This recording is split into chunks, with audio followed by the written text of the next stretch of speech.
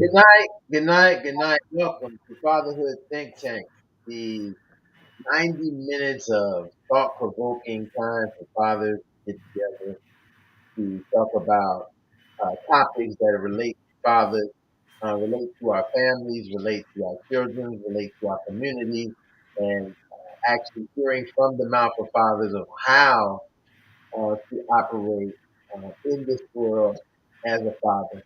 I'd like to welcome everybody here.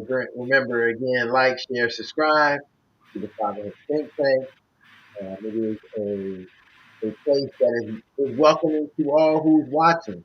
Definitely, if you want to come and join us, your thoughts, your mindset, things going on with you as a father would be highly welcomed in this conversation.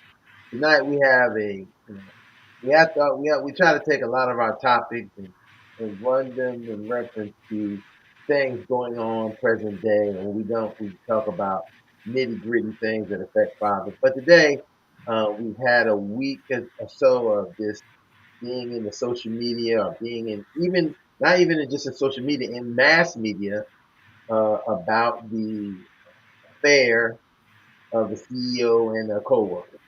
That automatically, through my father lenses, automatically make me say, "Hey, let's talk about this as fathers and what does it mean?" Because this guy definitely, this man was definitely a father. So we're going to kind of hear from our fathers, welcome them tonight, and let's get into this conversation and see how we can evaluate this at the fatherhood thing. Fathers, introduce yourself. Good afternoon, gentlemen. My name is Lionel Lightborn.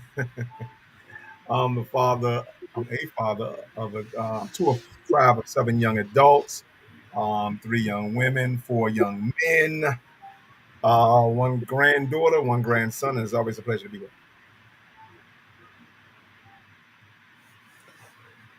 Good evening, gentlemen. My name is Ed Tenney, uh, transitioning to be a single dad of three uh, grown adults, uh, one grandbaby, one on the way, and pleasure to be here as well. I must have lost Frank. Well, I guess he'll come back on. Gentlemen, how have you guys been? Oh, here he is, right here. Let's get Dr. Gaines. You're up. Hey, how are you? This is, as you say, Dr. Frank Gaines, father of 4 adult children, 35 to 44 years old, and 5 grandchildren from 1 year old to 16-year olds, and another grandchild to be. And I need this as much as anybody needs me. Glad to be here. All right, welcome, welcome. Good night. So let's get. I mean, this is, this is a topic that I think that was in the media, and people have spent a lot of time scandalizing it and judgmenting it and all these things. That's not what we're here to do. I really would like to, really get down to a more nitty gritty thought of even looking and saying, hey, people are looking and pointing at this guy and what he did and how could he do that as a father. So let's try to put some answers to it. And we are fathers, and we can understand and we can talk about this and be very, very frank and honest about, what would it be that would make a father to cheat? Um, and then some of the thought around a father cheating is, I I, I can't say I almost went I almost broke broke some rules because I thought about something I was talking about today and I can't share it. But um, there are many situations, and I think especially in our community, we know and understand fathers who have had extramarital affairs, fathers who have had multiple families, and it was common knowledge. And listen, I know of a distinct situation where I went on a trip with this family, and strangely, I didn't understand who this other lady was. Another it was another woman who was on the trip. It was all there together. Everything was hunky dory. So I definitely will, want to, as much as possible, allow people to, give their experience, what they think about it. Let me welcome on here Sharif Green. You can introduce yourself. Sorry, I'm at the boxing gym with my daughter right now, but I'm sure we will bring the father's defense. And we're going to try to get them to be on. We're going to definitely. I'm going to get some of your information so we can be advertising you to the brothers in the city, so they can to people who watch this, so they know if they're in the Philadelphia metropolis area, that they can reach out to you for father's defense. And I had an interesting conversation with him this week, and I invited him to come on. And we probably already, that's whenever you can get another brother, another father with some to share. So I'll shoot to. I see somehow it's looked like to me, and somehow your mouth light born look like it's like you're ready to chomp in. So let me not stop you from getting your teeth into this topic. Okay, I was able to um, view the video because I had been seeing it, but I had not had a chance to really dive in into the specifics of what the video was about or what the controversy was about. But once I had a chance to see the video, I didn't even have to read the story because the video just kind of, if that video didn't have any captions on it, I would know exactly what happened. Um, um, when they was actually caught by that love cam at that concert. Um, if you ask me what would make a father cheat, to specifically answer that question, the root cause of it is because we as men, and particularly with our male privilege, because remember I told you we have a male privilege because we had a male advantage since the beginning of time, and because of that male privilege, be it unconsciously or consciously, we tend to take liberties. We tend to take liberties that takes away from our accountability. Now, what do I mean by that? I think if we do it on this show as well, I think we're we promote taking accountability, right, at fatherhood or being fathers, but no accountability at being husbands, right? And so because we don't, I think to a certain extent we are out of order because it takes more to be a husband than it does to be a father.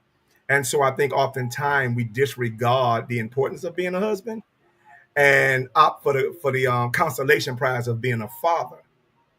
And I think a lot of times we do that to project our morality and our positivity as men, or to salvage our equity as men when it comes to morality and integrity. And so we hide behind being good fathers as opposed to becoming great husbands.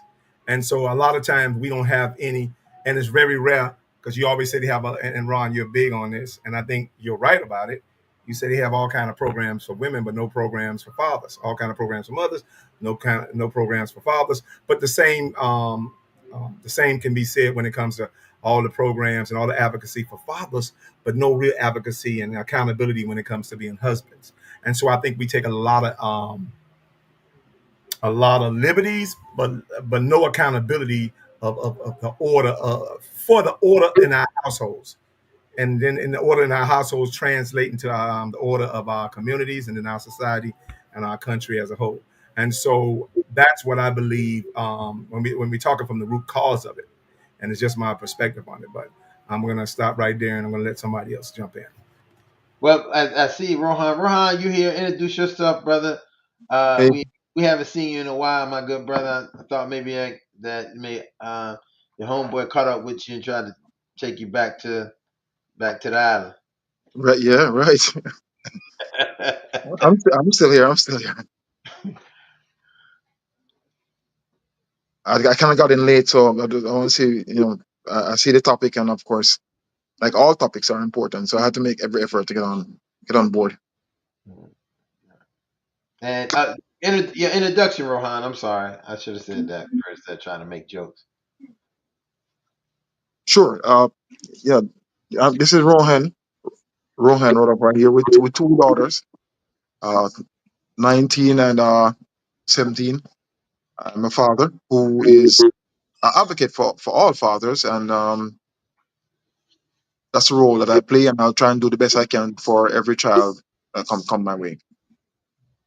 Yeah, great. All right. Anybody else want to take a chop at the bit? Lightborn opened it. I'll chime in. Um, why do fathers cheat? Um, I I have no other simplistic answer other than to say because they chose to.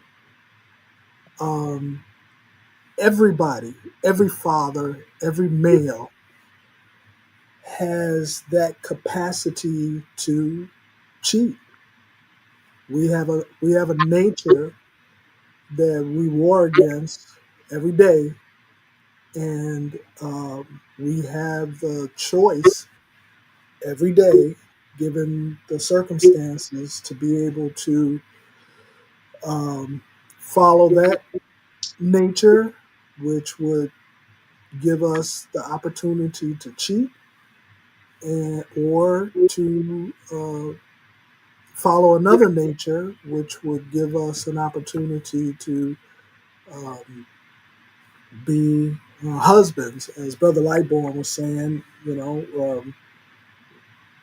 When we marry, we choose to be husbands. And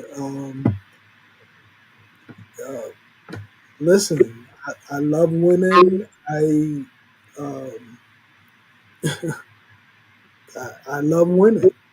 And if I'm married and I end up in a situation of adultery or infidelity, if you will, it's because I chose to.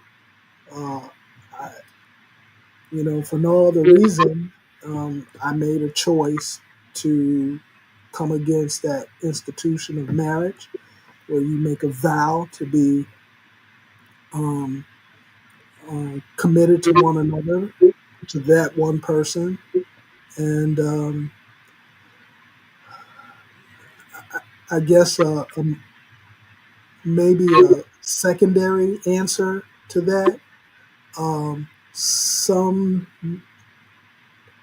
For some men, that choice to cheat may be easier to do than others.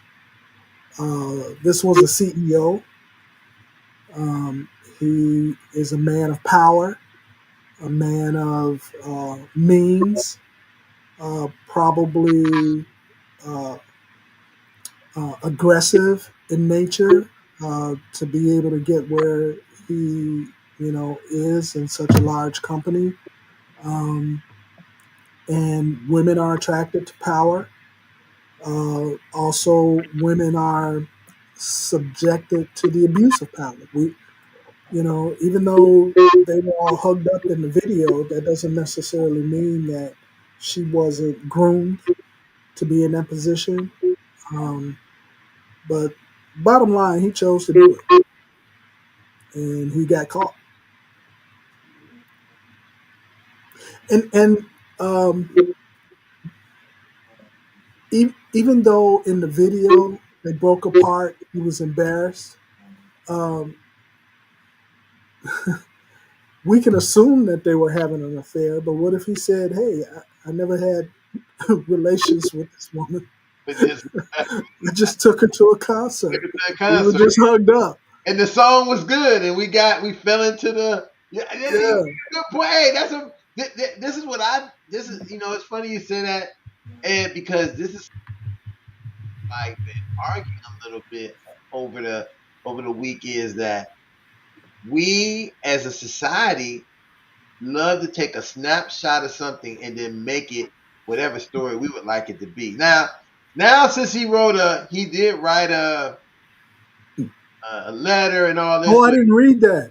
Yeah, he wrote a letter and put all this into, and even in the letter, he didn't really take the responsibility and accountability that he should have, right? And so, in my point, then he should have been smart to be such a smart CEO.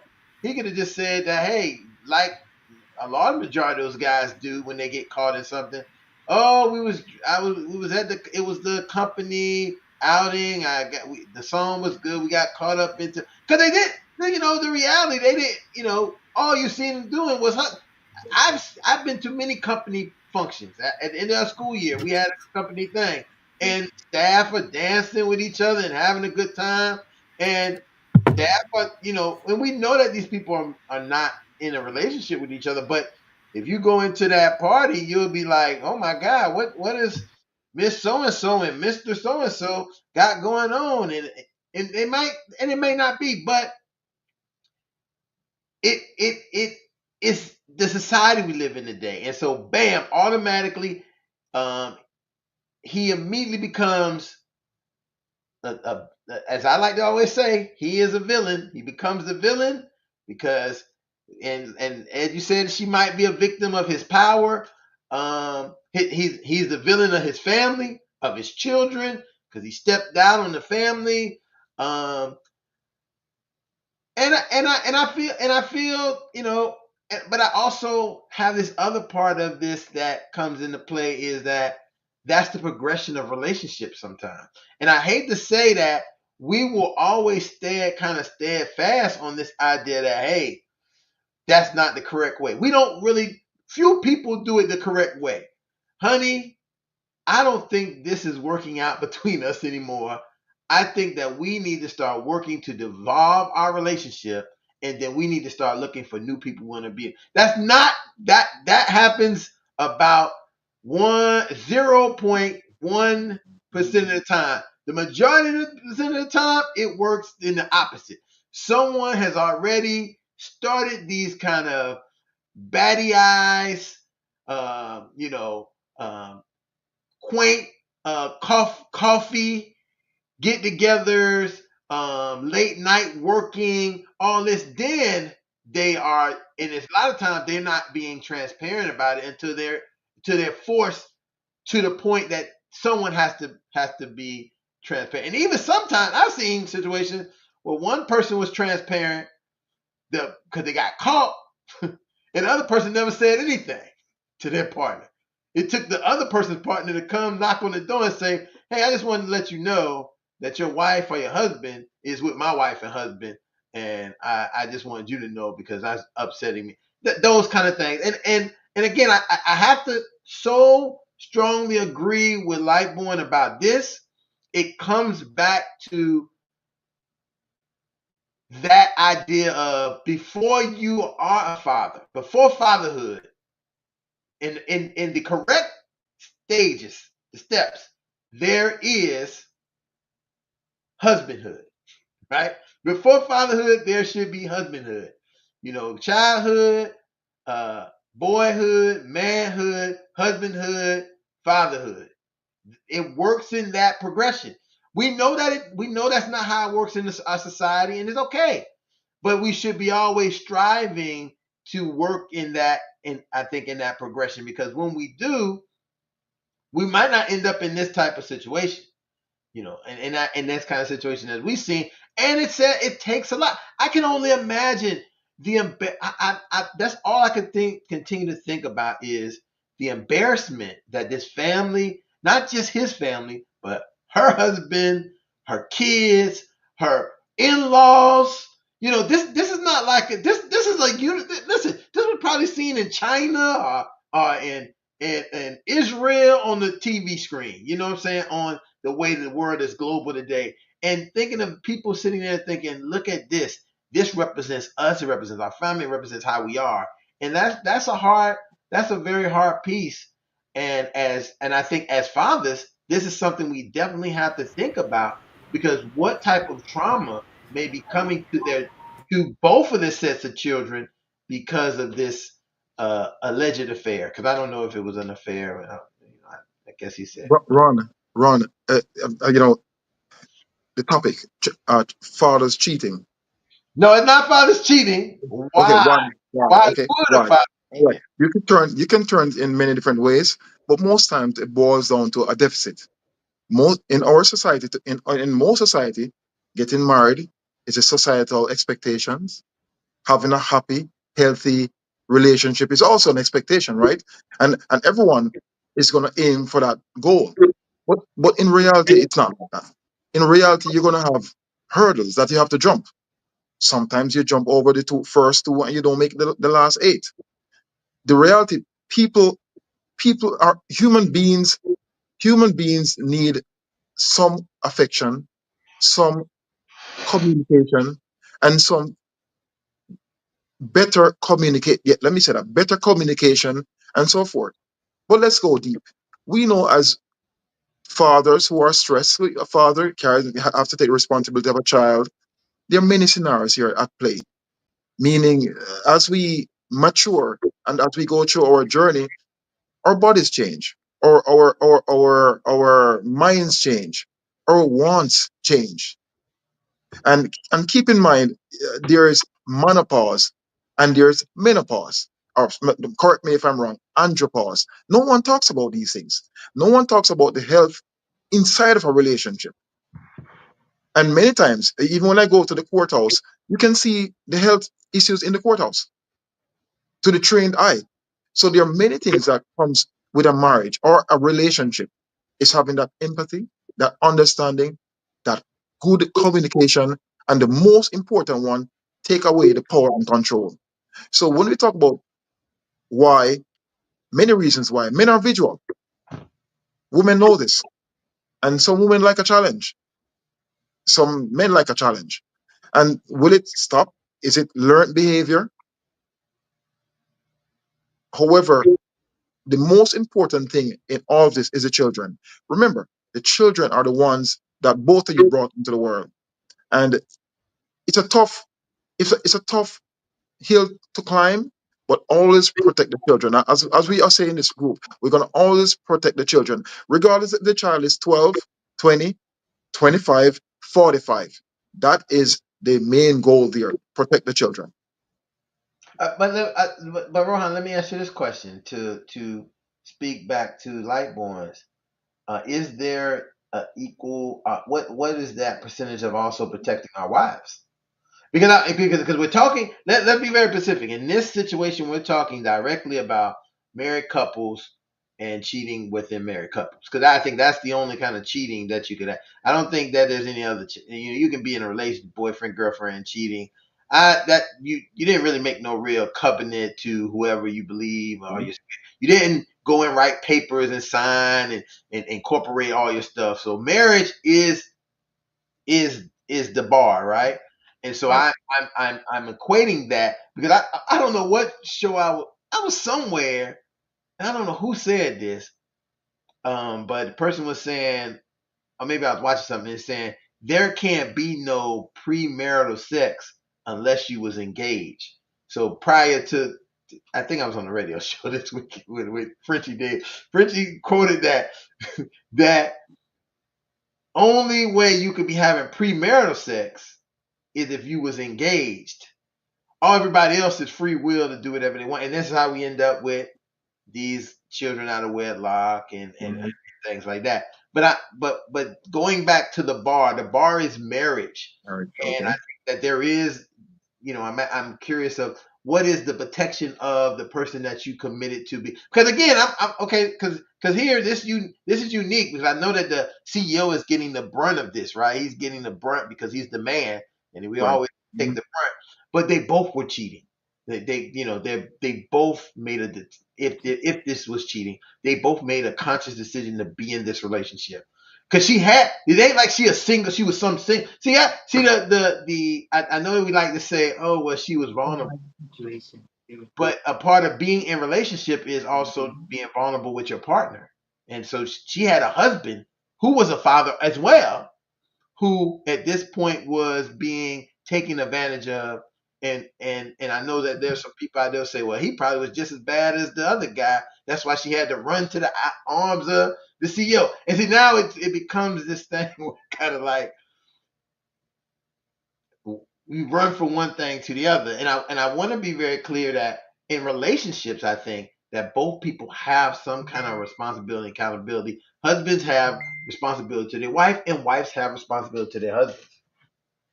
Not every couple, not every the friends over, family over, and everyone eats and happy and smile. But let's talk about let's go deep. We know along the journey, most people get married and may start a family, buy a house, and have children, right? And hopefully happily live happily forever after. Let's go down the road. A couple married, a quick scenario. A couple gets married at 20. They have 20 years old. They have two kids, 20 and 21. Kids doing well, going to FAU. Wife is 48. She has she has gotten heavy. She has maybe some menopause challenges. She chooses not to have sex with her partner for 6 years. She chooses not to have sex, so she goes into a different room, so to speak, and that could be because of hurt in the relationship from previous actions by the father. That's maybe. What does a father do? 6 years, no sex, sleeping by himself. He says, you know what? I'm Okay. 50. I'm 53 years old. What should I do? That's a question. Anyone want to answer that question? And you're married. Oh, easy. Because I love, you know what I love when like smart people say, and we think we so smart when we say this crap. And we like, we just gotta set boundaries because you know that's the big thing now. You put a bunch of people in a public setting, the setting boundaries thing is very popular. Ooh, you said something so profound. And this is where because you know I'm more about building bridges than boundaries. Of course, we know the history of this country. We know what boundaries will get you. You can't be pro boundaries when it comes to um, today's society and anti boundaries when it comes to the histories, i.e., the Native American slavery, etc. So I think we're hypocrites by nature. But when it comes to the boundaries, and if you're going to set them correctly, then you have to set intimate boundaries. Now, what does that mean? Intimate boundaries is I can find a whole host of women that I'm attracted to in every facet of my life, right? In my personal life, I'm attracted to my wife. That's my spiritual life, right? And so she gets the highest um, capacity of my life, which is my spiritual life. So I'm attracted to my wife in that. But then I can go to work, and then I can have what they call an institutional intimacy, where I may be attracted to a person's work ethics. And because we have that commonality and we work the same job, you understand, we can have a work passion together that if those boundaries is set correctly, protects me from her and her from me because the passion was in the work and not in each other. Mm. You could have you could have you could have church intimacy. You understand that the fact that you could be attracted to a woman that loves God just as much as you do, your wife may not be there, or you can have a woman that knows about God and have the same passion for God just as much as you do. You understand, and still have that spiritual intimacy getting ready to go on. But the boundaries protect you from her and her from you because you have to keep the main thing the main thing. The problem is when we take our eyes off the cause, right? Every aspect of your life have a particular cause for that life. But when you take your eyes off that cause and put your eyes on that character, then you stop being attracted to the cause, stop being attracted to the character, i.e., intimacy, and that's where you find yourself. And so you can't confuse the two, and them boundaries have to be set and set intentionally and consciously as opposed to unintentionally and unconsciously. Very, very good. I like that. So we could go back to Adam and Eve, right? The apple. Some people can go around those boundaries, and that's been going on for years and still happening today. Let me ask Sharif, Frank. You guys have any thoughts? Anything you guys want to add? Because it's not this is an open conversation. Anybody can say anything in reason that we have the conversation. And because I mean, don't be careful because next thing I know, I have bombers trying to come on here to my something. But anything that sparked your mind in this conversation we have, a different because one thing I think that's important as a facilitator of the facilitator and curator of the Fatherhood Think Tank is always thinking about the person who's not saying something, what important things we're missing when they're not saying something. Because they have some really good things that we're not Can Yeah. you hear me okay? hearing. Yeah, we have No, Okay. all right. Go ahead. Go ahead.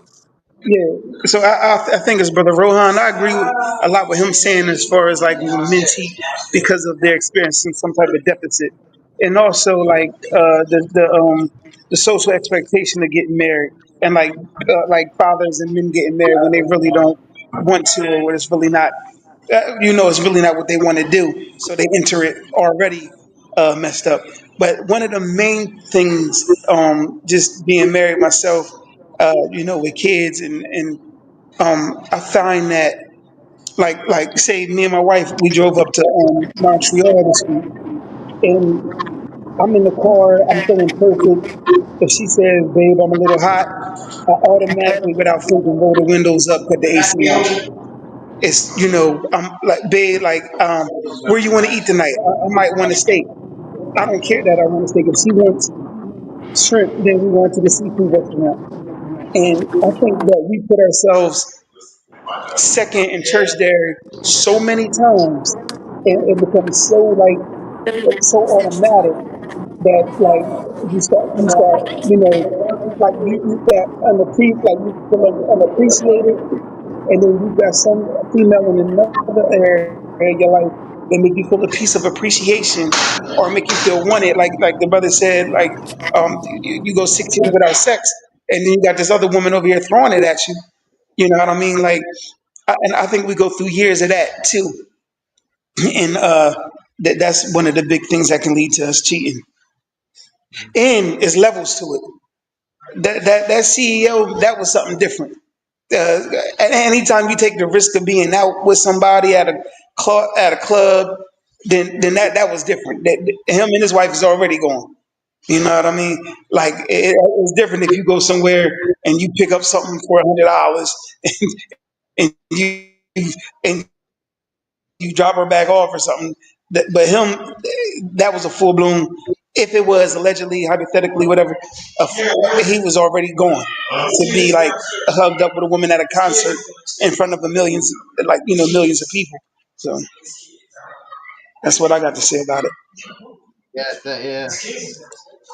But Ron, it goes back to my challenge when it comes to men. And I simply state it like this. If men was to love women like women love children, we'd be having a totally different conversation. The problem is, remember I told you narratives change nations. And so if we always have a narrative for our deficit, then we'd always have the deficit. And so with that, we have too many we rationalize our wrongs too often, right?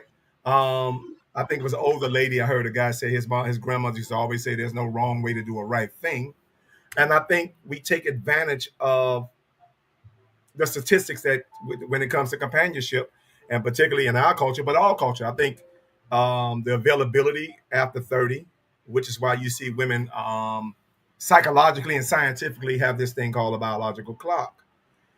And when we look at that biological clock, and studies have been done on that biological clock, we come to find out that the root cause of that biological clock is because the availability of men to women um, is what they call it depreciates, or not even depreciates, but it subtracts because of how reckless men live. And so when you're talking about men being killed, men going to jail, men being on drugs, et cetera, then the likelihood of a woman actually finding a husband with the ratio after the age of 30 becomes unlikely. And so remember I told you, and I'm going to keep spitting this study out because it's one of the most profound studies I've ever heard. And I probably heard this study about 15, 20 years ago, way before it was relevant to my life. And so when they said that white women will have a uh, 20 what was it 20 to 30% range of never being married, 20 to 30% ratio. Hispanic women will have a 30 to 40% ratio, and then black women will have a 50 above ratio of never being married. Now, that's where it becomes a little empathetic for me, because I'm like, if that ratio was turned around on men, what would society look like? You understand? And because of that, I started to empathize more with the women, because I'm like, man, you could be groomed, and society groom women into being the best women they can be and being wives. It actually groomed women into being wives and being something that, depending on your race, that you may never get a chance to be. And so you can be the best woman in the world. And this is why you see women give so much um, intimacy, right? And loyalty. Those are two words I'm going to use. Women give so much intimacy and loyalty to institutions like the family and the faith and society and school teaching, blah, blah, blah, because they have to find themselves marrying institutions, serving into institutions, because they can't have an individual to serve. We would not want that as a man. You understand? But we don't have that issue. They do. And so because they do, we have to empathize with that and sympathize with that, is because to know that, man, you're gonna be a woman, you pride yourself on being a great woman. And if you were just given the chance to be a wife, you probably be the greatest wife you can be. Just to find out we have 12 times the opportunity, particularly in whatever race you're in, 12, 10, 8 times the opportunity to be a husband, 8 times over, 10 times over, 12 times over. And this woman won't even give one chance to chomp at the bit. And so, yes, something is fundamentally wrong with that. And when I look at the ratio and I turn that internally, I'm like, no, I would not like them all. And I would think God was unfair to do that to me. And so this is why I would take this particular conversation a little personal and not lightly, because I tend to empathize, like, and I don't even think I can empathize, because the ratio has never been against me as a man, and when it comes to companionship. So I can't empathize. I can sympathize, but I probably can never empathize, because the ratio will always be in my favor as a man. Hmm. Um, can I've y'all hear me? Oh, sorry.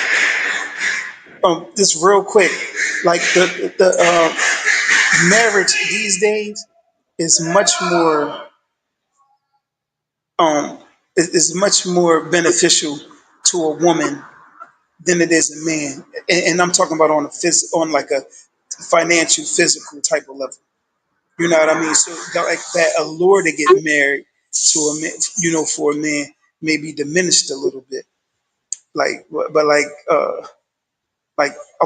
woman primary reaps the most benefits of the marriage. Just from how I see it. Frank, go ahead, Frank. Yeah, I'm not going to say a whole lot on this. I've been married for 42 years. Uh, my lovely wife is sitting right here with me. She don't want me to say that, but you know, this this whole conversation, and I'm not talking about the one that we're having. I'm talking about just surrounding all of this out there in the stratosphere has just become something of. I mean, it's just turned into such a huge conversation. For me, it boils down to um, the society we live in. You know the role that social media plays. Okay, whatever, and I don't know. Ron said it at the outset. We don't know what the other dynamics are in either of their relationships.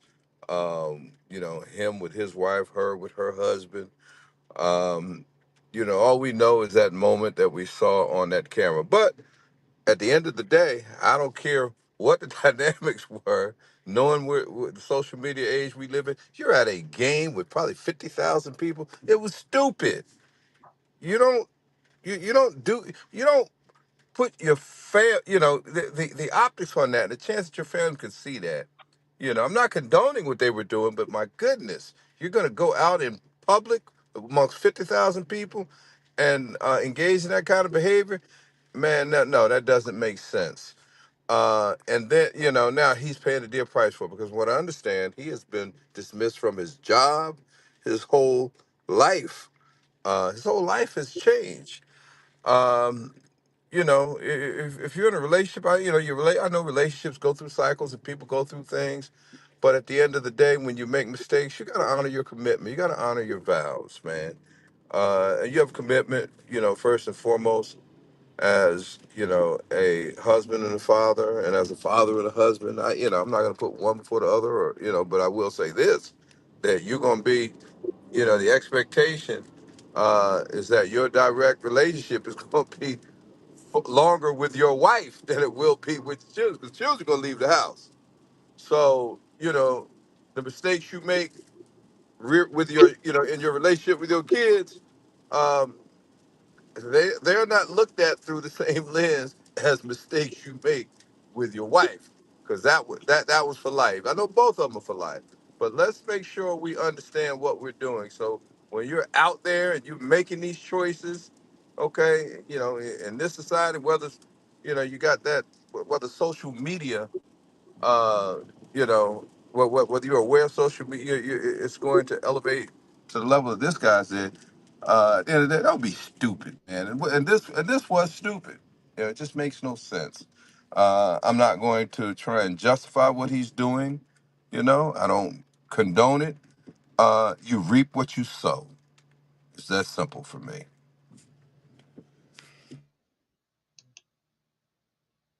Read what you sow. Yeah. Teeny, go ahead and jump in there. I know y'all see them wheels turning in your head. Yeah. Get in there, Teeny. Yeah. Eat what you bring to the table. Um, no, no, no, no comment. Given my current situation, so And you know what? And I totally respect that. And sometimes I forget about it because, again, you're my brother. Um, again, and you're a husband, be it divorcing husband or not. You understand? I think what this situation does, it mirrors your situation, Teeny. And here's why. And why I would take this situation a little bit more personal, and probably why I take it a lot more personal than I would if I didn't, and if you wasn't going through the situation you was going through. Um, I think we take a lot of things lightly and don't understand how many people we're married to as a husband or as spouses. And so you're not just married to that family. You're married to that family. You're married to that community. You're married to that society, and you're absolutely married to that country. So many people unconsciously and silently depend on your marriage, especially when you're up against a deficit, especially when you're the underdog, because most marriages are expected to fail. And the thing about it is, we don't pride ourselves on failing nowhere in life but here. It's acceptable for us to fail in our marriage, but nowhere else in life. You understand? That is dysfunctional. See, we always talk about dysfunctional families. That's the root cause of dysfunctional families. Because a family that puts the option to fail in their marriage is already dysfunctional. Because you got an option to fail in your marriage, but you don't have an option to fail in your fatherhood. You don't have an option to fail in your career. You don't have an option to fail in playing them pseudo sports you play on the weekend. You understand? We don't even want our kids to fail or lose because we have a big. So I'm like, we're great champions for everything else and losers when it comes to the main thing that we're supposed to be. And so if we're not cultivating champions, you understand, and treat being a husband like the king you're supposed to be, because kings don't go in everywhere and can't do everything. You know why? Because they're under the watchful eye and they under the expectation of their authority. You understand? But a husband, we function in so much under the influence, we would like to hell with the authority. And a husband that's more under the influence of something than the authority of something is not a husband. That's a boyfriend. And so I think we need to reprioritize our thing, put first things first, because without that husband sometimes, and most times, was particularly in our culture, were taken so seriously, right? Taken so seriously is because you was oppressed. You couldn't even have the freedom to be a husband as a slave anyway.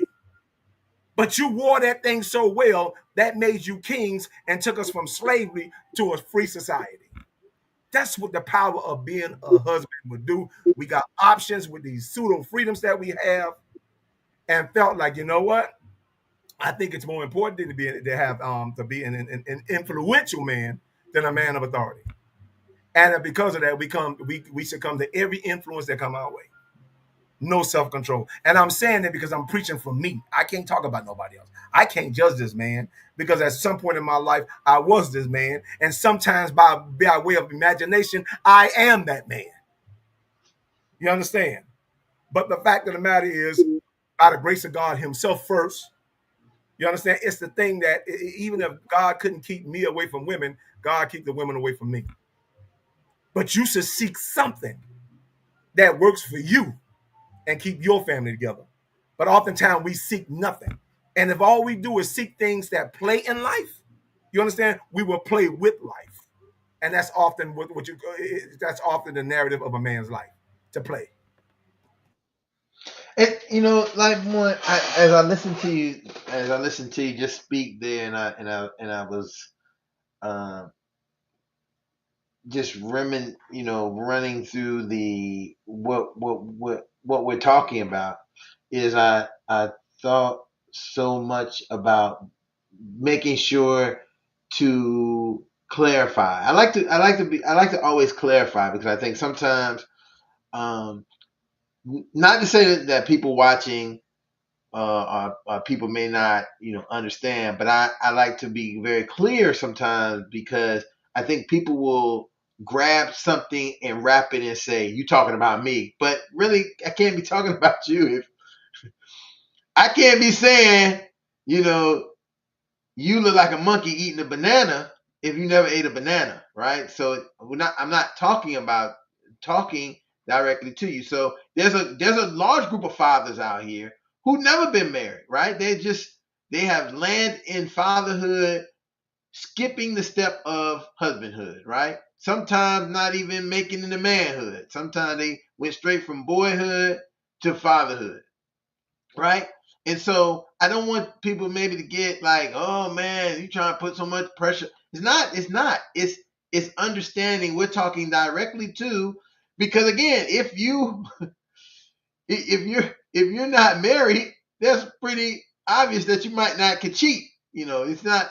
You can't. You can't. If you're not playing the game, you can't cheat at it, right? It's not like, oh yeah, you was watching. You don't have that ability. So I just want to share with people, but there is a component in this that we can still learn from, as men who not been married, men who have children, thinking in an overall of, when we see the commitments that a man has made as a husband, how does that relate to us as the commitments we made as fathers? And we have some kind of commitment at some point, as much as we can facilitate. Because I'm always gonna keep it real. As much as you can facilitate with your children's co-parent or their mother, or even their father, as much as you can facilitate it, you have a responsibility, just like a husband and a wife have a responsibility to facilitate with each other. You have a facilitate, because at some point, and I can speak directly, when you're not doing that, you may not be cheating them, but you're cheating your child. You're cheating on your child.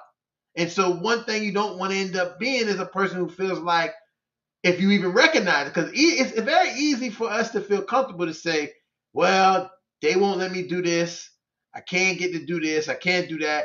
And be justified. But I think we can't be justified. We have to feel that, I feel the pain that because I can't work out the relationship with my child's mother, or the child's mother can't work out the relationship with the father, that we are cheating on our children. We're cheating them out of something valuable. And you have to take the ownership for it. Can't we? It's so natural, I think, for us to say it's somebody. It's not me, it's them, right? I didn't do. Listen, I'm doing everything right. It's them. I can't work with them. Well, sometimes you might not can work with them, and again, you might not like this. You may not like this analogy, but sometimes you got to go work with them and then turn the other cheek, right? Because they might already bubbled up this one, but you can only take so much. But you got to at least go there to take something. You can't just come to a because sometimes what I found in working with couples, I'm gonna say this about women. That this is, I think a lot of things about women, but I've seen this more often in women. They are willing to compromise and work. I ain't gonna say all, but I have seen many women willing to compromise and work with you if they believe that when you're coming to them is genuine and that it's going to enter a result that they feel good, right? That they're going to feel good about what happens, and that they're not going to feel like your arrogance, your dominance, your supremacy, because we do have some a supremacy over these things, that they're feeling that there is an equality in coming to work with you. Now, that's not denoting that you could do all that and still find yourself getting the Vaseline put on you. So I just keep it real. You could do all that. You could go above and beyond all of that and still end up like that. And that's why we see a lot of men. I'm not gonna just say but we see a lot of men, because it's both, a lot of men who are husbands and fathers broken after these things, because they can't believe that this would have happened to them. We don't know this, and I've been looking at the statistic, and this is a very true fact. There's a lot of men, especially married men, they are very, very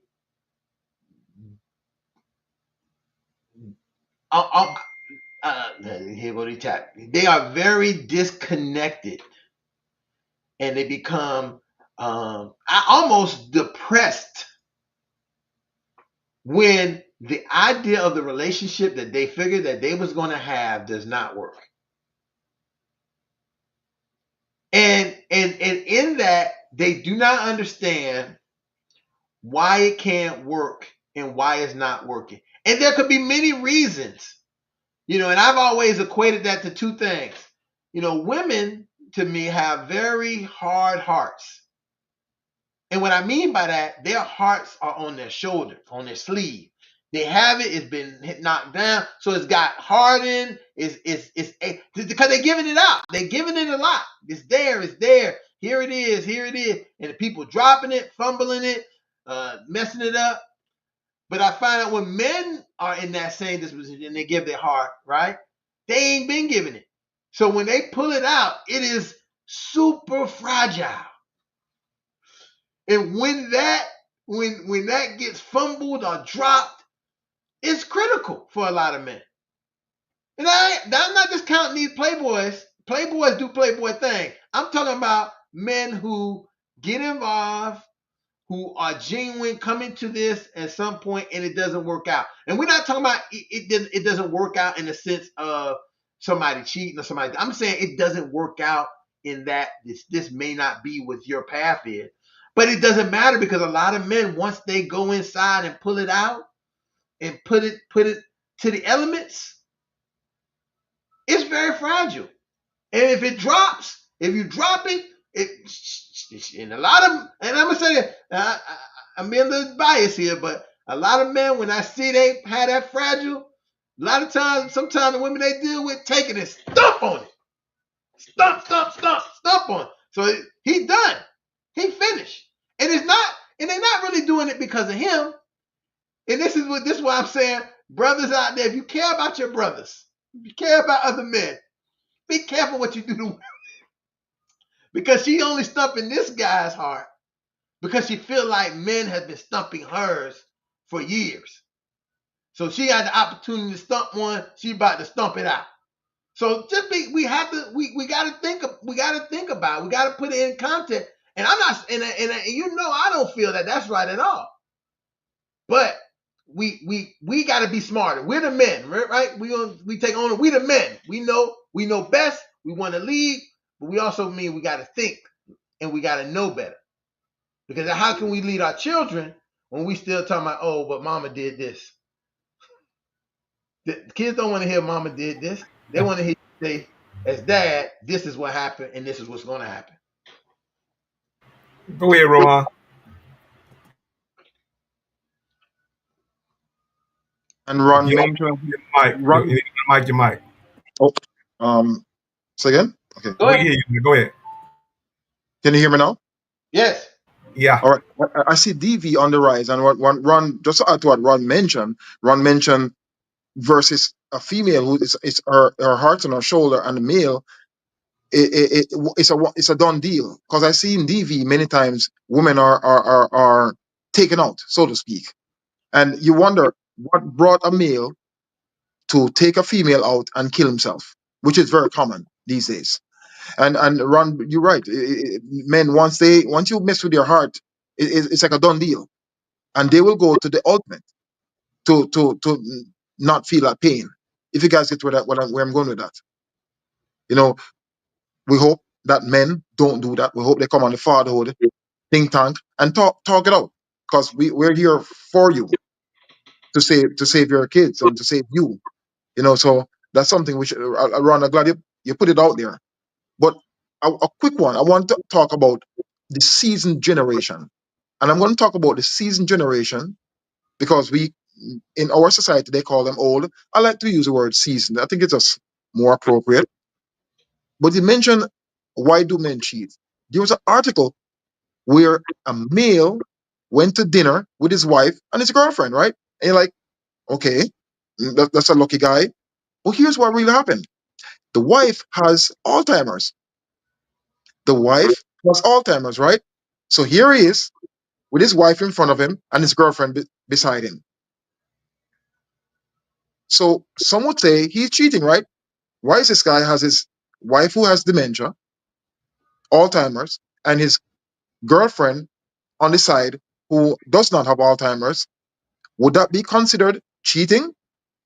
How would you guys look at that? Because many people don't understand their journeys, their stages that we go through in life.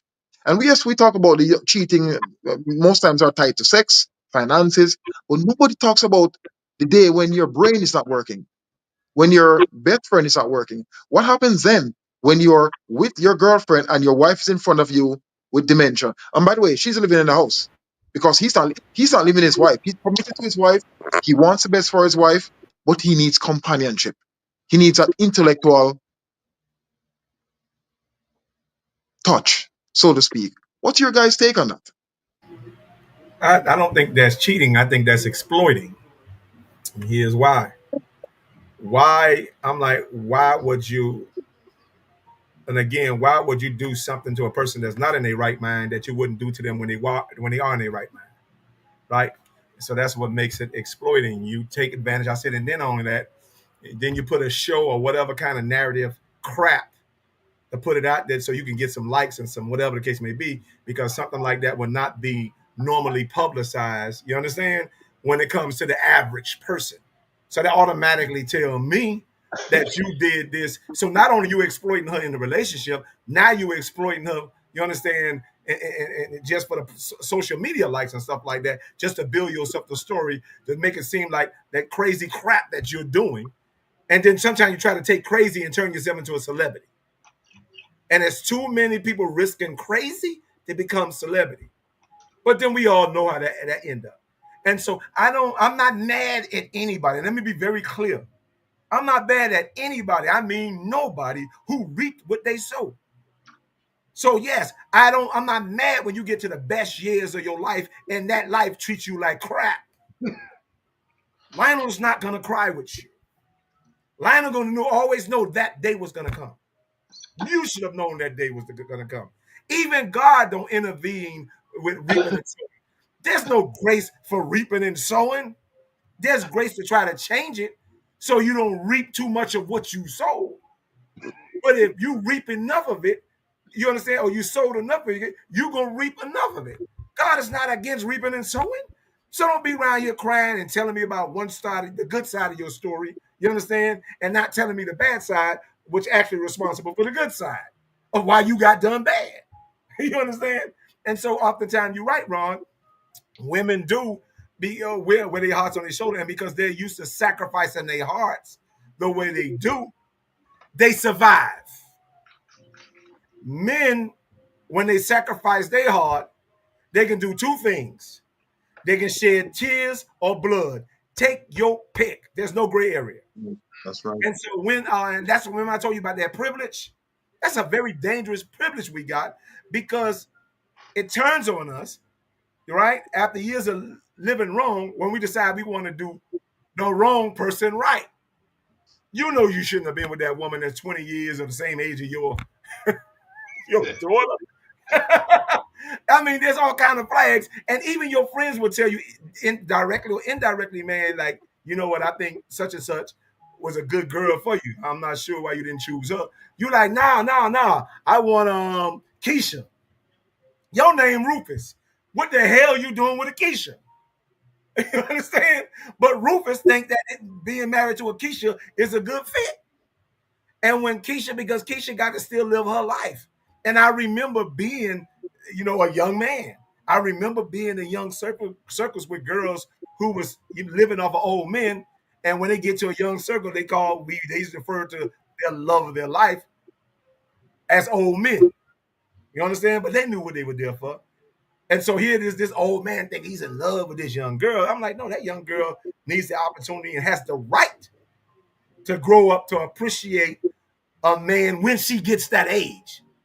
Not so much of trying to appreciate you and love you. You understand? At your age. She's 22. You 52. I ain't talking about Shannon Shaw. That's another show. But I'm just saying. Just had to talk. See, we talk about all kind of people. But this is the Very reality. fun. We take those liberties, and then all of a sudden, I'm like, man, and I'm pretty sure what he prayed that girl. That girl's 19 years old. And people tried to tell me. He ain't want to listen. That girl done retired from OnlyFans at 19 years old. And his children, if he got any, still gonna have to run the course of going to school, getting a job, going through all the painful sacrifices of life just to get to what he gave her in one affair. Mm. That's powerful. That's a powerful. Listen, that's a powerful statement right there. And an affair that wasn't even a marriage. Correct. It was. You didn't even get no flowers. You don't got no memory pictures. You got a video recording or something or another. Man, that's Audio. the audio. Yeah, that's a good. And again, it goes into what I said. Who the one getting cheated now? Your children, because they got to go get it done. They got to get their work back through the dirt. Imagine my parent being able to just separate between the three of my siblings $2 million that he had to give to somebody who was even younger than us. Listen, that I gotta get it in the dirt, bro. That's in there. That's in there. Um,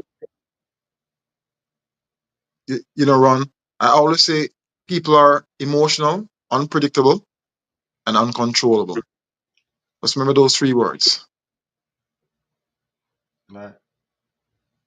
I mean, Repeat them. You just can't put three words out there and not repeat them. right? Yeah, yeah. That was I can, I can repeat them. I said unpredictable, emotional, and uncontrollable. Because we look at the world in a way where the expectations of people shouldn't, people just do what they want to do sometimes. Is it right? Is it wrong? But that's generally what happens. You go to court and you see people crying and I'm sorry. But most times they're sorry because they were caught. It's crazy how life turns out sometimes.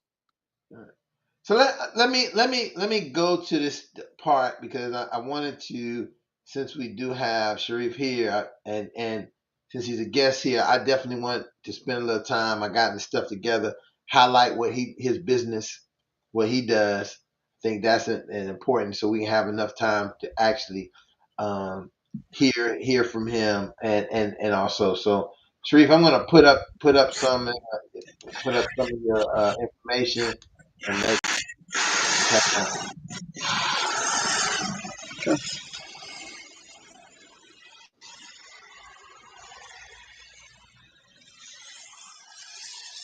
Hmm. Father's defense. You can tell us a little bit, and I got all three, so I'm gonna put all three of them up back to back. Let you talk about each of them. You know. All right, absolutely. So, Sharif Green, I started Father's Defense back in 2009, and I'm glad to be a part of this and talking to all you gentlemen. I'm sorry I couldn't be, here in a more organized fashion. I got the memo like today, you know what I mean? And it's crazy that we're talking about families and stuff because I box with my daughter, my 13-year-old, so I was caught up in that, and then on our way home, which is like right around the corner from the gym, my oldest daughter called me. She's 19. I had to go like get her from the bus stop because she's not feeling good. You know what I mean? So caught up in that all that fatherhood stuff. But yeah, Father's Defense. I started 2009, and I've been unwavering in what I do. I first thought that when I started, I was going to get all types of grants and accolades from the state, because I'm helping fathers come to court prepared and organized, and with a little bit of knowledge in regards to the laws. And I found out that they didn't want that at all. They want us to come in there ignorant. They want to take advantage of us. And I've also seen that transform like recently to like they don't care. They just want the non-custodial parent, so they don't care if you male or female, and they really just want to see how much money they can get out of this non-custodial parent. So that also led me into having like we have a free meeting the third Saturday every month down here in Delaware. I work with I work with probably about 7 different fathers' rights organizations all over Philadelphia, in Delaware, and Pennsylvania rather, in Delaware. Um, and like I said, we help fathers, primarily fathers, prepare for court with custody, help them understand their rights, organize a step-by-step portfolio so that they're comfortable and confident and not being taken advantage of by the custody or child support system. We also offer some mediation services and like give fathers a place where they can come and express whatever issues and concerns they're experiencing. So that's my business by profession. I'm a licensed therapist in Delaware and in Pennsylvania, where I work out of 2 agencies, a nurturing mind and turning corners down here in Delaware. Yeah, hey, my brother. Listen, let me say this, and we say this all the time. Never have to apologize for father duties. Never. And I think that that's one of the things that why we made this platform. And I know on certain platform people be like, "Oh, this guy in the car, this guy." We don't care because what we know is we want to actually always show people that, hey, as fathers, we can still be about fatherhood, but fatherhood is an action, and we have to Yeah, be doing it very often. So sometimes people be like, "Hey, man, the man on the phone, oh, that sound is not good." Listen, I've been adamant about this since 2020 because before 2020, we met in person, right? In person, and did everything in person. 2020 came gave you the outlet to be able to use uh, these platforms that reach more people virtually.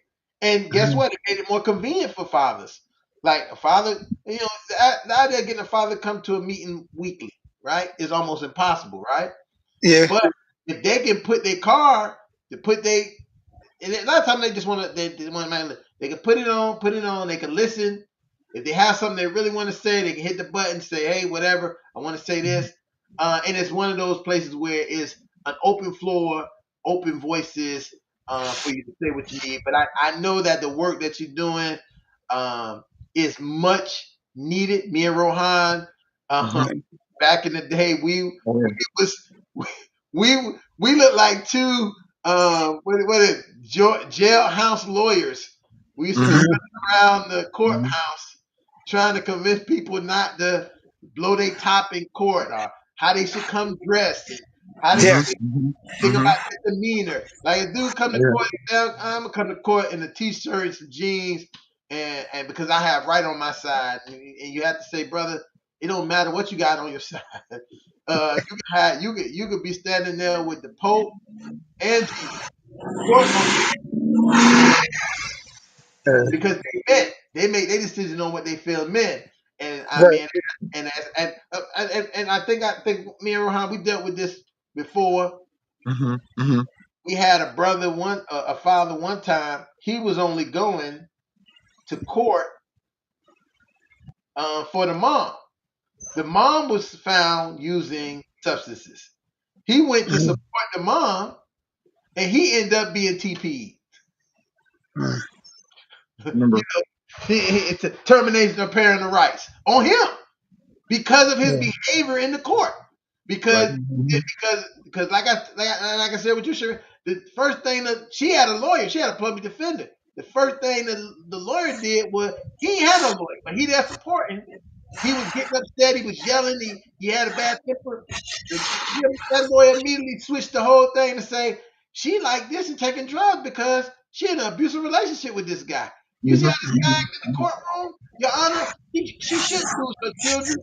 We need to be protecting the children by getting him away from the children. Now the man ain't did no listen. The man ain't do nothing but supporting her, whatever. But he didn't know that his behavior and being upset and not being able to handle his emotions because his emotions was that he was right and he was, but Yeah. nobody care about you. Nobody care if you right. You can be right. You can have all the evidence. You still got to be able to say, "I got you, boss. Yes, Mhm. Your Honor. I understand. How long do you want me to take before I come and see my children? You think I need to go to therapy, Your Honor? Nah. I no problem. I try to make sure I maybe put a little bit of extra money on. I know they already getting the child support, but I will try to drop the mom some extra money on the cash app as much as possible. These are the kind of things you got, and it sounds like, oh, We don't believe in none of you that. know. But I'm gonna tell you this: you got to Yeah. suck up to the judge just like you was sucking up to the mom before you had that baby with her. How you had the baby. And I just keep it real. You gotta be buddy. What's the thing you say, like boy? You gotta have the what? Finesse. You gotta finesse, Mhm. That's and you right. gotta know that your finesse is the only thing that might even save you in a lot of these situations. Now I could probably say early on we kind of took that approach. Lately, like especially after 2020, they got real aggressive with collections and stuff like that, and it's like they almost got to predetermine what they're going to do before you even step in the courtroom. So I tell my fathers all the time is like when you stepping in this courtroom, especially if it's for child support, like this is for formality. We go in there, we start with expressing um like we know like a statement, that we know what our rights are. We're precise, we're to the point. Anything outside of that judge violate my rights, I'm pulling my case out of that court for that reason, and which totally removes discontinues the child support case, and then we have it heard through like the Court of Common Pleas in Delaware, or I forgot what the district is in Pennsylvania that we go through, but like yeah, but like I don't believe in being like take like they're going to do what they want to do anyway. So we do it for formality. As soon as they violate one of them rights, and they do it from the gate, as soon as they violate your right, remove the case. And the thing about it too is I've been doing this since 2009. I probably came across, and I guess because the nature, I don't negate that, it's the nature of the fathers I deal with too. Like I probably came across maybe 5 fathers that was like, oh, I ain't trying to pay no child support, I ain't trying to do nothing, and I don't work with those men. What I mean? I ain't trying to see my kids. I ain't trying to, and I don't work with those men. I got men that's crying because they haven't seen their kids in 2 years, and you coming through talking about. You don't want to pay no child support. You don't want to see your kids. Like, you know what I mean? I haven't ran into a lot of fathers that don't want to pay child support. What it is make my order to the point where I can still live. Understand what I'm saying. Stop these crazy enforcement tactics. Understand that I have a seasonal job where I make more in the summer than I do in the winter. So why would you give me an order that's going to constrict me during the winter months? Like, you know what I mean? And they just want some understanding like that. Nobody Mhm. really cares about paying child support. They just want to be able to live too. Mhm. So we don't do that appeasing the judge and like the shucking and jive and like, nah, we know what our rights are. I sent my fathers in here prepared and organized. If you want to adhere to my rights, or as soon as you violate my rights, I'm gonna pull this case out of this courtroom, show them how you violated my rights, and we can take it that way. And nobody wants that because the cases get dismissed, and they'd rather you be in the system. Mm. Mm, That's good a, point. brother. You said something that is so important, and I think Mhm, that it is probably the most important thing. And when we talk about child support, and it goes back to being a husband who is a husband with a wife, right? mhm, If the husband is the provider of that family, right? Just like you say, if that husband has a seasonal job, that family has to manage on the seasonal job. They have to operate that seasonal way. And mhm, you change this whole dynamic on a father because he's not with the mother and saying, well, you need to provide on this regardless what you got. And mhm, understanding that, when you look at some of the, the job skills or being able to get the type of jobs that some of our fathers are able to get, we have to sometimes get what we can get. If it's a job, Mm-hmm. they say, yo, let's just take the recent strike. Uh, Listen, if you might not be getting paid during the strike. So, but what mhm, that that child, and again, and this is something I found out that a lot of people don't know. And someone was kind of arguing with me about it, and I was telling them, you're saying that because you don't understand, because you never had if you had your work your pay garnished, right? If you had it was probably not for child support. When you have your pay garnished for child support, there's Mm-hmm. a lot of things that happens in that HR department that works. First, they charge you for the garnishment. They don't garnish Mm-hmm. for free. So if Right, you have right. the company, let's say, well, since we gotta do administrative garnishment, we're gonna take some money. So that's money that the company gets off the top of you. Mm-hmm. yeah. And if the company feels like it becomes like such a hassle, then they start saying and finding ways to maybe get rid of you because that's that's changing the dynamic of the payroll and how payroll operates. So, and then somebody said, "This guy can't. Why this guy need to get a job? Why he can't find a job? Oh, because he's on garnishment." And then when he goes to, and you say, "Well, and I'm just saying that because there's some people who don't want to listen. I know that we stay with the narrative that the people who don't want to pay, they leave jobs, so they but sometimes you have to get to know some of these fathers and understand what happens to them before you can Mhm, say the ones who saying what they're not going to do. The guy gets a job, he has a job. Once the company find he got to be garnished because the garnishment there, they saying I don't want to do that, and then they find a way to let him go. Now he's looking for another Mm-hmm. job. You got to have. Mm-hmm. You're talking about if you don't work at a corporate business who handles that kind of stuff with ease, a lot of times they gonna push you out because you just like having a strike or being a convicted felon or some type of other thing that causes that company a problem and they have to do more work for you than they have to do for other employees and they don't want to do that. So I definitely hear that, and I shared that tonight. So as Sharif was talking about it, that people get a better understanding. We do know. Listen, Sharif, you said it clearly. We know that people out here who don't want to be with their kids, who don't want to pay child support, who don't want to do anything. Matter of fact, some of them only want to just get back with their child's mother and have Mm-hmm. some interludes with her. That's it. That's all they want. They don't even care. The kid is here or there. But there are a larger mhm, majority of fathers who are very interested in it. And it seems like we look at we look at one side of the sheet of paper instead of the other side, and we say it's the Yeah. whole paper. So I think that's Yeah. a, and I'm glad to work, brother. I definitely since seeing, and let me tell you how I seen this, brother. I was riding down the road, and I seen on the back of his truck, his vehicle, he had his company on the back. And I said, what? And then I looked, he had a little tag, a familiar tag that I knew. And since I got to get in touch with this guy, and to the point that we working on something, and I got in touch with him. I'm glad I did because um, I love to be facilitating with people who are doing this work. And then this is how. Let me tell you something, Lightborn. Let me tell you, and you know this, and you guys know this, how degrees of separation operate. It used to be what 6 degrees of separation. Hmm.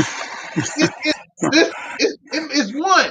Me and this brother one day away from seeing each other probably every other day. And didn't really didn't know that in that capacity. In two forms. I'm not one place where I'm be at every day, and he probably come every other, right? Hmm. And then in the other side of a social organization that we belong to, that would be also in that I would see him in, and just the idea of him doing that work, and sometimes it don't work, and that's why I say to people, and I say to fathers, it's important to network. Hmm. Networking. Go out, meet people. Don't go out to net the work. Go out to network. Meet who the people are doing the things that you are interested in your area, because they will definitely be able to support you and put you in place of things and other things in that case. Let me also, as we do that, let me also talk about our sponsors for tonight's show. Thank Uh, you. he was going to be here tonight. Uh, Jag, attorney at law, Miami-Dade, Broward, West Palm Beach. Johnny A. Gaspar Esquire, Johnny J. If you want to get him at email is jgaspar at jag1law.com, or his phone number is 305-827-8087. That's Johnny A. Gaspar Esquire. He's our proud sponsor and member of the Fatherhood Think Tank, the Fatherhood Think Tank talk show. Uh, so I'm sorry, real quick. Is he does he is he bored up here? I don't. I think he's just down south, because we're down. I mean, most of it's down south. But I will. I asked him about that. I'll ask him about it when I speak to him. I'll let you know, and I'll get you back in contact, because that listen. As you just asked that question, and I'm going to bring this up. That is what you're talking about is definitely the second part of where a lot of fatherhood work, and that's why I love the name of your company and what you're doing.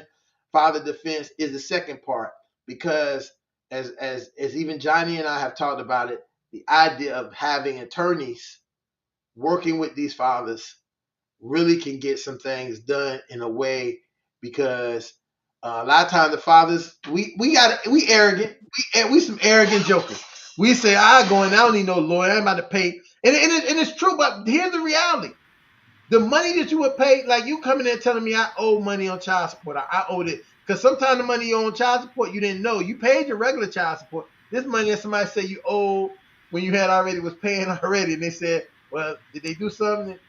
Uh, and he didn't do anything the whole time, so they get it to. And this in Florida, they get it 2 years, 2 years of the back child support they give them.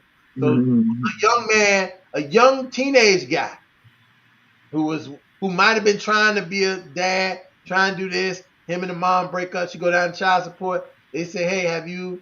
Has he helped? Had the dad did anything? And somebody advised them young ladies, tell them, no, he ain't did nothing. He ain't been involved. So they get the $10,000 on top, off rip. You owe $10,000. Now listen, you understand? You ain't even got ready to start to pay a child support, but you already got a debt of $10,000. And because you got the debt of $10,000, that automatically takes away your passport, takes away items that might have been useful for you to be able to get a job, and then you got to work that down to a percentage of money that like from if you had 10,000, you got to get down to 25, 2,500 before they give you the authorization to maybe say, Mhm. okay, you get your passport or you can do these things. But I'm gonna say this, and I'm not gonna be biased. There are some child support offices, some of the people who work in there who are very helpful.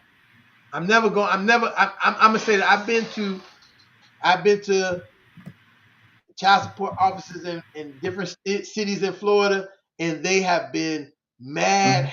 Matter of fact, they've been so helpful to say, and they say this often. Hey, what's you and your what's the mom you and the mom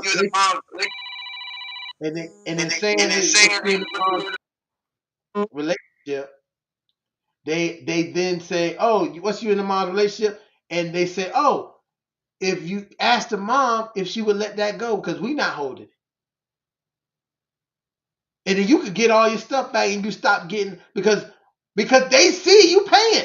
They see, they see that this person is paying this person on. You can't get away. You're not getting away. You're doing everything. But hey, it is a work. It's progress. Um, and so it goes back to and I bring this back to Lightborn. We have to go back to the idea of kind of having that conversation. If moms feel like you cheated on them, are you cheating on them? Try to find a way to try to fix that. And Mhm. if you can, don't, in some cases you might not be able to. They might be, you know, they might not have the mercy. They might not have the grace for you. And so you just got to do what you got to do. But sometimes you might can get the grace based on how you give the grace. So grace goes two ways. And it doesn't hurt you as a man. I don't think it hurt us as a man to give grace and not to get it back because we give a whole bunch of stuff and don't get stuff back. So just try, man. Just try. I just try. You can go out there. You can push a button. Say, "I want to do this." You can go and research. They can play you around, but you did your part to do what you got to do, and you know what you did. So when you get your opportunity, because this go right back into my speech. When the time comes, the child old enough to come reach for you. You can say, I did what I had to do, but we're not worrying about them. We move into the future. What you need from me today for the rest of your life. Because I can talk to you directly. I can deal with you directly. And eventually, that interaction with you and that child will put you back in some kind of direction with the mom. I'm just keeping it real. Dr. 'Cause- Ron, yeah. let me uh, interject with an experiential story. I'll try and make it quick. Okay. Um, um, you guys know that I'm transitioning to a single dad, and um, the relationship is irreparable at this point. But to Brother Sharif, I think what he's doing is very honorable and noble because I had no experience at all in dealing, with this separation. Um, I was blindsided. Um, what stay what's said here stays here, Dr. Ron. Okay, I was blindsided with restraining order for my stepson that I was raising. And the reason why I said I was blindsided by it because it is not in my character at all to be accused of what I was being accused of in this restraining order. And were it not for me hiring a lawyer to advocate, and this is why I was talking last week about the difference between advocating and fighting, Mm-hmm. because I felt like I had to fight this thing, but I allowed my lawyer to advocate for me. Fortunately, I was able to afford uh, a lawyer to hear this case, and ultimately it was dismissed because there was not enough evidence to prove Mhm. Mhm. stalking was the charge, I guess. But uh, the thing that blindsided me about it is that a sheriff officer had to come and serve me with papers, and because they had the wrong address on the papers, he had to come to my job, which was embarrassing. He had to serve me the papers. Um, I uh, carry a concealed and carry weapon. I had to Mm-hmm. confiscate, have my weapons confiscated, and I felt attacked. I felt like this was being used as a means of intimidation. I felt like it was a tactic more than uh, anything else because after so many years of being involved with this young man's life, um, you would pretty much assume that I would be staying true to my character and you would not accuse me of this, but I was wrong.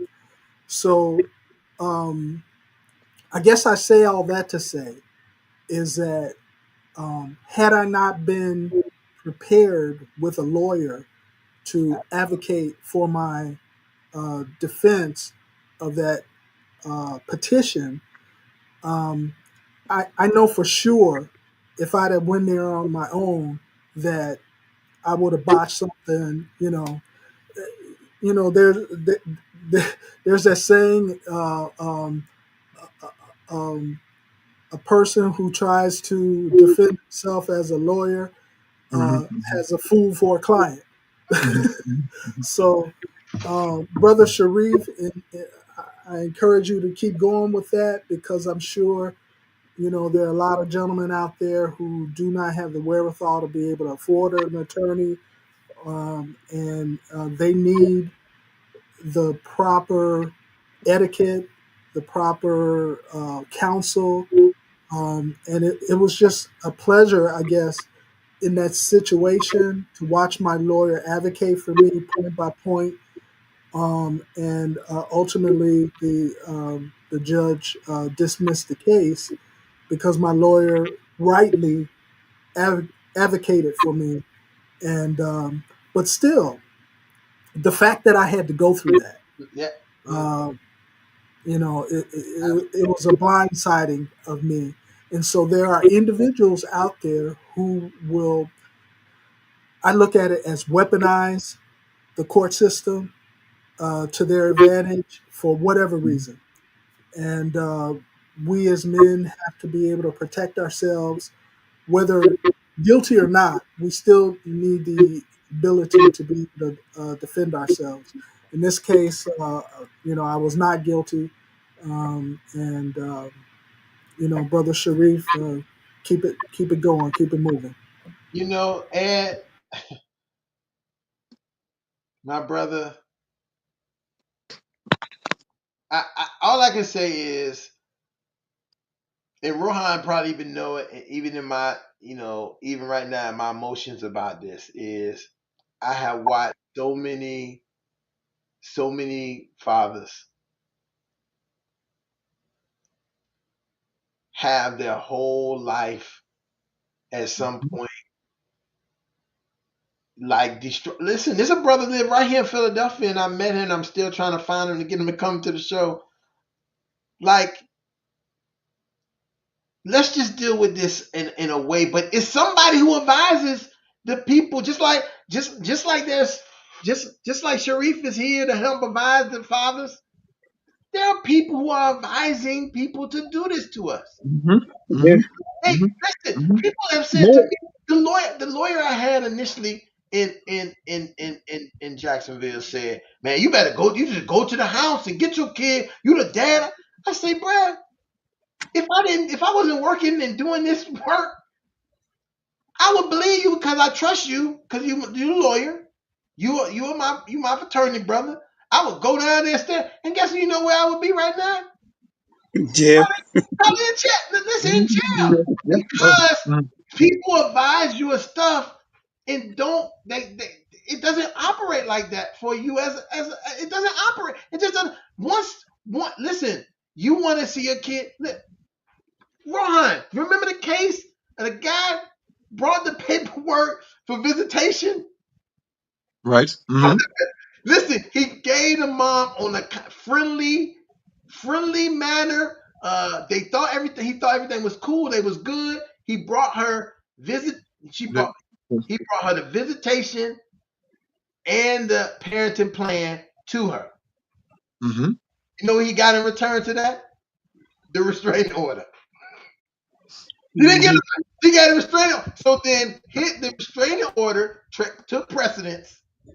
And so then he had to spend all the time fighting the restraining order. And like you said, God forbid if you are a licensed carrier, any of those, Mm-hmm. your job, all these things come into play, and then they Mm-hmm. put you in a predicament that is almost unsurreal. And you're saying, listen, all I want to do is see my kids.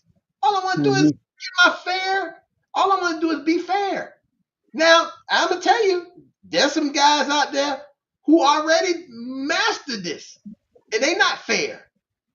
And because I seen it when I worked at Women in Distress. There are men out there who already have everything manipulated and planned to do to women. Mm-hmm. So we know that this happens. So I just think sometimes the agitator, because sometimes even the women don't think about wanting to do it, but they think about winning, right? They don't think that they think the person said, if you want to win, this is what we should do. They Mm-hmm. don't really think about, Mhm. so if you win, somebody got to lose, and it's not as simple as losing the case. The person can Right. lose a lot. So then what happens then? You're not thinking. We're being emotional. We're being how No. can I best solve the situation? And sometimes it takes to go to what the main thing that Brother Sharif and I say this all the time: mediation. You go to a Mhm. mediation. Go to a modern, Mm-hmm. someone to talk before you go doing these actions, because if you do these actions, they have dire consequences to not just to you but also to the whole family and all.